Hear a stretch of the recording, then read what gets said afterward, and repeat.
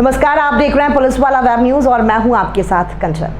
2 जून 2024 को मुस्कान पत्नी आकिब निवासी दर्जी गली कटरा मीरा शिकोहाबाद ने थाना शिकोहाबाद पर सूचना दी कि उसकी नाबालिग लड़की उम्र 1.5 वर्ष घर के बाहर खेल रही थी और शाम 7 बजे से नहीं मिल रही है।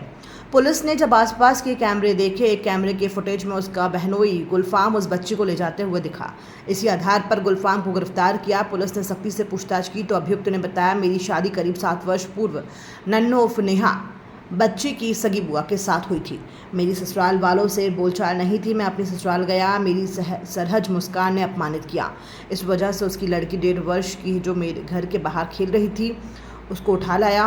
रात मेरी पत्नी ने कहा, तुम लड़की को लाए, किसी को बताया नहीं तो लड़की की हत्या कर दो। पत्नी के कहने पर लड़की को लेकर पंजाबी कॉलोनी में सुनसान जगह गया। लड़की की ईंटों से कुचलकर हत्या कर दी।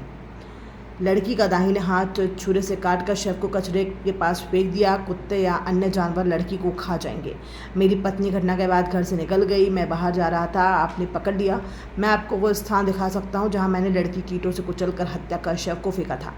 अभियुक्त ने से पुनः पूछताछ पर बताया कि मृतका के कपड़े व अपने खून से कपड़ों को छिपाकर नगला प्रभु पुलिया बूढ़ा नहर के पास रख दिया है। पुलिस अभियुक्त की निशा देही पर बरामद करने गई तो वहां पर अभियुक्त ने पहले से छिपाकर लोडेड तमंचा से पुलिस पर फायर कर दिया।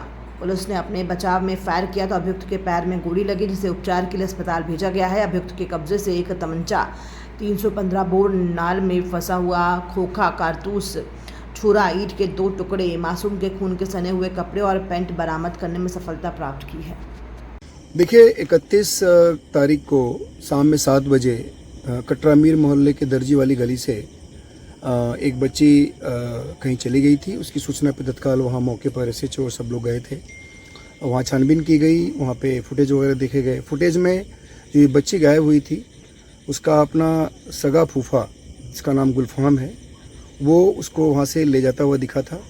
उसके बाद हम लोगों ने तत्काल उसमें परिवारजनों से तहरीर ली और उसके बाद अभियोग पंजीकृत किया और गुलफाम को तत्काल हिरासत में लेके पूछताछ की गई।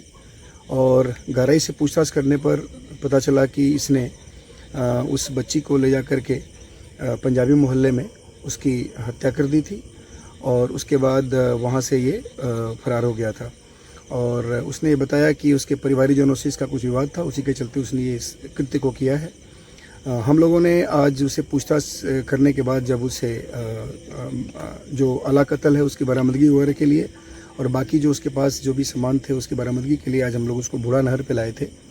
यहाँ पे अभी जहाँ हम लोग मौजूद हैं, इस जगह पे इसने वो तमंचे छिपा रखा था और जो इसके कपड़े उस समय जो ब्लड लग गए थे उसको सभी को यहाँ छिपाया हुआ था। हम लोग यहाँ उसे रिकवरी कराने के लिए जब आए उसकी निशानदेही पे तो उसने तमंचा निकाल के हमारी पुलिस की टीम पे फायर किया। जब अभी कार्रवाई है उसमें वो घायल हुआ है। उसको तत्काल हम लोगों ने यहाँ से हॉस्पिटल भेजा है और पूछताछ की गई है। उसने अपनी सारी घटना पहले जो बताया था वही उसको कबूल भी किया है और इसमें अग्रिम वैधानिक कार्रवाई की जा रही है।